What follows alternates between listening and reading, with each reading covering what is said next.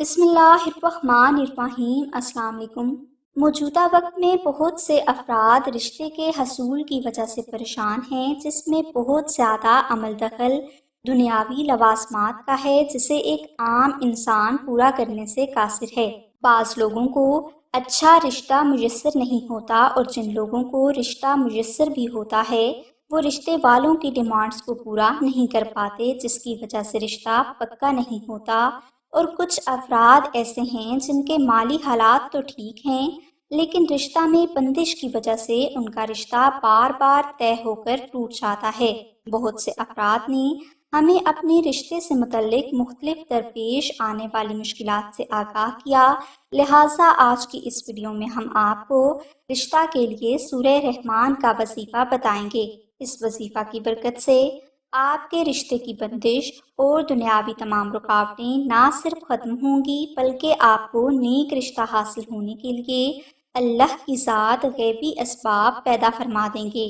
لہٰذا وہ افراد جن کا رشتہ بہت زیادہ ڈیمانڈز کی وجہ سے نہیں ہو رہا، یا رشتہ میں بندش ہے، یا وہ لوگ جن کے پاس رشتہ اور شادی کرنے کے لیے مناسب رقم موجود نہیں، تو ایسے تمام افراد اچھے رشتہ کے حصول کے لیے رشتے کی بندش کو توڑنے اور اللہ کی بارگاہ سے نیک ہم سفر حاصل کرنے کے لیے چاند کی پہلی جمعرات کو عشاء کی نماز کے بعد اول و آخر 11 بار درود ابراہیمی پڑھیں، اور درمیان میں آپ 11 بار سورہ رحمان کی تلاوت کریں۔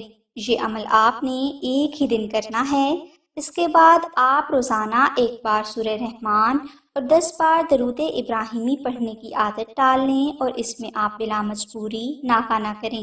انشاءاللہ اس وظیفہ کی برکت سے آپ کے رشتے سے متعلق ہر روحانی اور دنیاوی رکاوٹ کا خاتمہ ہو جائے گا، اور چند ہی دنوں میں آپ کو اچھا رشتہ میسر ہو جائے گا، اور آپ کی جلد شادی کے لیے بھی اللہ کی ذات غیبی اسباب پیدا فرما دیں گے۔